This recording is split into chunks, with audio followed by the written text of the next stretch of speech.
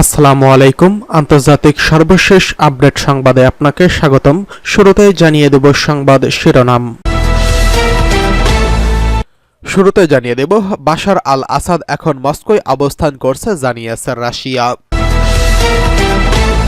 জানিয়ে দেব সিরিয়ার সর্বশেষ পরিস্থিতি, সশস্ত্র গোষ্ঠীগুলোর সাথে তেল আবিবের সরাসরি যোগাযোগ। এরপরে জানিয়ে দেব ইউক্রেনকে আরও F-16 যুদ্ধ বিমান দিল পশ্চিমারা, কিয়েভের স্বীকারোক্তি।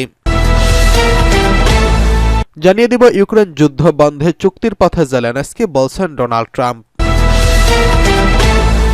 সর্বশেষ জানিয়ে দেব রাশিয়ার হামলায় 43,000 ইউক্রেনীয় সৈন্য নিহত, দাবি জেলেনস্কির। এতক্ষণ শুনছিলেন সংবাদ শিরোনাম, এবারে বিস্তারিত। বাশার আল আসাদ এখন মস্কোয় অবস্থান করছে, জানিয়েছে রাশিয়া। সিরিয়ার ক্ষমতাচ্যুত প্রেসিডেন্ট বাশার আল আসাদ তার পরিবারের রাশিয়ার রাজধানীর মস্কোতে পৌঁছেছেন।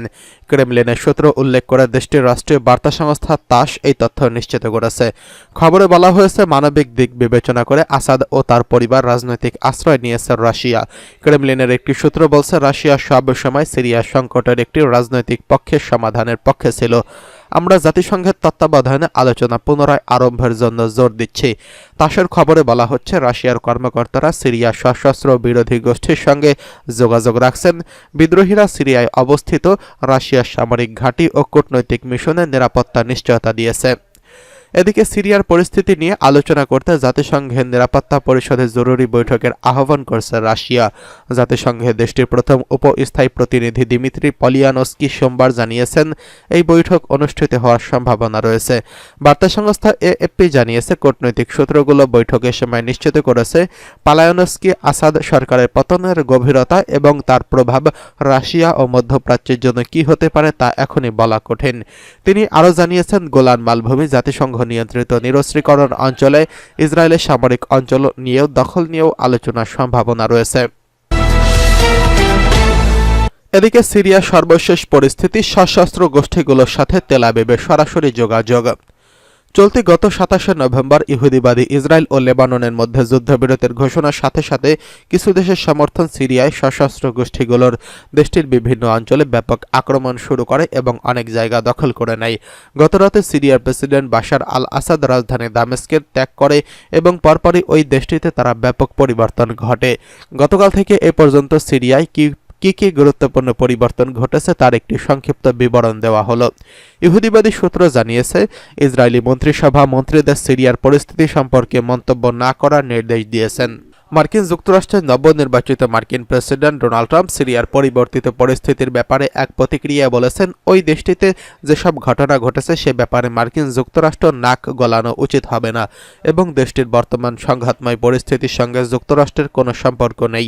আল মায়াদিন এক প্রতিবেদনে জানিয়েছেন, সংযুক্ত আরব আমিরাতের প্রেসিডেন্ট কূটনৈতিক বিষয়ক উপদেষ্টা আনোয়ার গারকাশ সিরিয়ার পরিস্থিতির ব্যাপারে এক প্রতিক্রিয়ায় বলেছেন, বেসরকারি পক্ষগুলোকে রাজনৈতিক শূন্যতা অপব্যবহার করার অনুমতি দেওয়া উচিত নয় এবং প্রতিরক্ষা ও সামরিক প্রতিষ্ঠানগুলো সশস্ত্র গোষ্ঠীর নিয়ন্ত্রণে থাকা উচিত হবে না।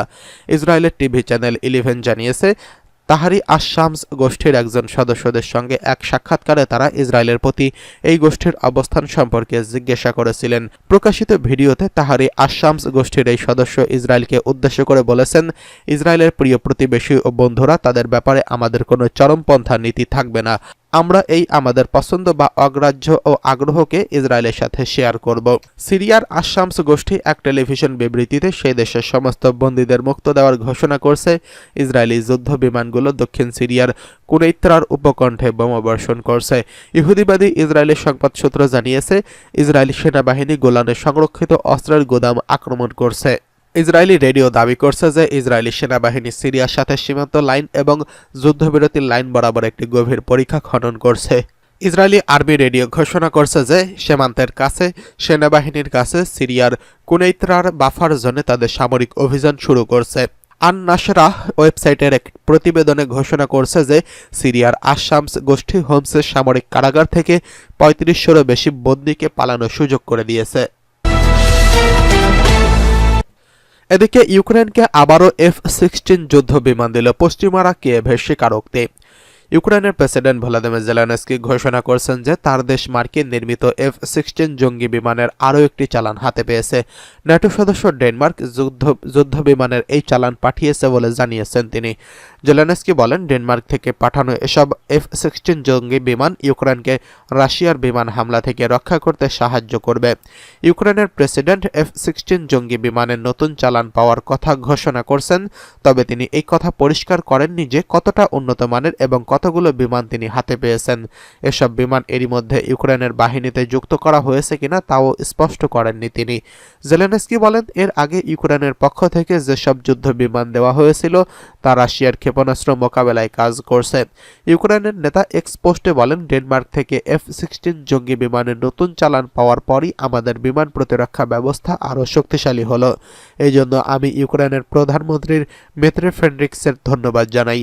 এর আগে 2023 সালে মার্কিন প্রশাসন ন্যাটো মিত্রদের ইউক্রেনের কাছে F-16 জঙ্গি বিমান সরবরাহ করার অনুমতি দেয়। ইউক্রেনের পাইলটরা যাতে এসব বিমান পরিচালনা করতে পারেন সেজন্য পশ্চিমা কয়েকটি দেশ তাদেরকে প্রশিক্ষণ দিয়েছে। গণমাধ্যমের খবর থেকে জানা যায়, পশ্চিমা দেশগুলো ইউক্রেনকে 80টি যুদ্ধ বিমান দেবে বলে কথা রয়েছে। এর মধ্যে শুধু ডেনমার্ক একাই 19টি F-16 জঙ্গি বিমান দেওয়ার প্রতিশ্রুতি দিয়েছেন। এদিকে ইউক্রেন যুদ্ধ বন্ধের চুক্তির পথে জেলেনস্কি বলছেন ডোনাল্ড ট্রাম্প। যুক্তরাষ্ট্রের নবনির্বাচিত মার্কিন প্রেসিডেন্ট ডোনাল্ড ট্রাম্প জানিয়েছেন, ইউক্রেনের প্রেসিডেন্ট ভলোদিমির জেলেনস্কি রাশিয়ার সঙ্গে যুদ্ধ বন্ধে চুক্তি করার ব্যাপারে আগ্রহী। প্যারিসে একটি গুরুত্বপূর্ণ ত্রিপক্ষীয় বৈঠকের পর ট্রাম্প এই মন্তব্য করেছেন। ফ্রান্সের প্রেসিডেন্ট ইমানুয়েল ম্যাক্রনের উদ্যোগে অনুষ্ঠিত এক বৈঠকে উপস্থিত ছিলেন ইউক্রেন ও যুক্তরাষ্ট্রের শীর্ষ নেতারা। এমন এক সময় এই আলোচনা হলো যখন রাশিয়ার সঙ্গে চলমান সংঘাত নিয়ে কিয়েভের মধ্যে মার্কিন প্রশাসনের ভূমিকা নিয়ে সংশয় তৈরি হয়েছে। বৈঠকের পর সালে ট্রাম্প লিখেছেন, জেলেনস্কি ও ইউক্রেনের একটি চুক্তিতে পৌঁছানোর এই পাগলামি থামানোর পথ বেছে নেবে। তিনি আরও যোগ করেন, অবিলম্বে যুদ্ধবিরতি এবং আলোচনা সূচনা হওয়া উচিত। অনেক অপ্রয়োজনীয় প্রাণহানি ঘটেছে, অসংখ্য পরিবার ধ্বংস হয়েছে। এই যুদ্ধ চালু থাকলে আরও ভয়াবহ পরিস্থিতির সৃষ্টি হতে পারে। ট্রাম্প এর পূর্বে ইউক্রেনে পাঠানো বিপুল পরিমাণ সামরিক সহায়তা নিয়ে সংশয় প্রকাশ করেন। প্রেসিডেন্ট নির্বাচিত হওয়ার আগে তিনি দাবি করেছিলেন 24 ঘন্টার মধ্যে তিনি এই সংঘাত থামাতে সক্ষম হবেন, যদিও এই বিষয়ে সুনির্দিষ্ট কোনো পরিকল্পনা প্রকাশ করেননি। ফ্রান্সের প্রেসিডেন্ট ম্যাক্রন এমন সময় এই বৈঠকের আয়োজন করেছেন যখন যুদ্ধের ফল ইউক্রেন ও পশ্চিমা দেশগুলোর মধ্যে দুশ্চিন্তা ক্রমশই বাড়ছে। বৈঠকের কয়েক ঘন্টা পরে যুক্তরাষ্ট্রের বর্তমান প্রেসিডেন্ট জো বাইডেনের নেতৃত্বাধীন প্রশাসন ইউক্রেনের জন্য প্রায় $100 কোটি নতুন সামরিক সহায়তার ঘোষণা দিয়েছে। এই সহায়তার মধ্যে রয়েছে ড্রোন, ট্যাঙ্ক, সাজোয়াজান, হিমার্স রকেট লঞ্চারের গোলাবারুদ এবং আর্টিলারি সরঞ্জাম। বাইডেন প্রশাসনের এই পদক্ষেপ যুদ্ধ থামানোর চেষ্টার পাশাপাশি ইউক্রেনের সামরিক শক্তি বৃদ্ধির জন্য গুরুত্বপূর্ণ বলে মনে করা হচ্ছে। এদিকে রাশিয়ার হামলায় 43,000 ইউক্রেনীয় সৈন্য নিহত দাবি জেলেনস্কির। টানা 3 বছর ধরে চলছে রাশিয়া ইউক্রেনের যুদ্ধ। দীর্ঘ এই সময় রুশ আগ্রাসন ও ইউক্রেনের হামলা পাল্টা হামলায় হয়েছে হাজার হাজার মানুষের প্রাণহানি। এর মধ্যে নতুন পরিসংখ্যান সামনে এনেছে ইউক্রেনের প্রেসিডেন্ট ভলোদিমির জেলেনস্কি। তিনি বলেছেন, রাশিয়া পূর্ণমাত্রায় ইউক্রেনের আগ্রাসন শুরু করার পর তার দেশে প্রায় 43,000 ইউক্রেনীয় সৈন্য হারিয়েছেন আর 4.25 লাখ সেনা আহত হয়েছে বলেও জানিয়েছেন তিনি। রাতে এক প্রতিবেদনে এই তথ্য জানিয়েছে ব্রিটিশ সংবাদ মাধ্যম বিবিসি। প্রতিবেদনে বলা হয়েছে, রাশিয়ার পূর্ণমাত্রার আগ্রাসন শুরু হওয়ার পর থেকে প্রায় 43,000 ইউক্রেনীয় সৈন্য নিহত হয়েছে বলে দেশটির প্রেসিডেন্ট ভলোদিমির জেলেনস্কি এক বিরল স্বীকারোক্তিতে জানিয়েছেন।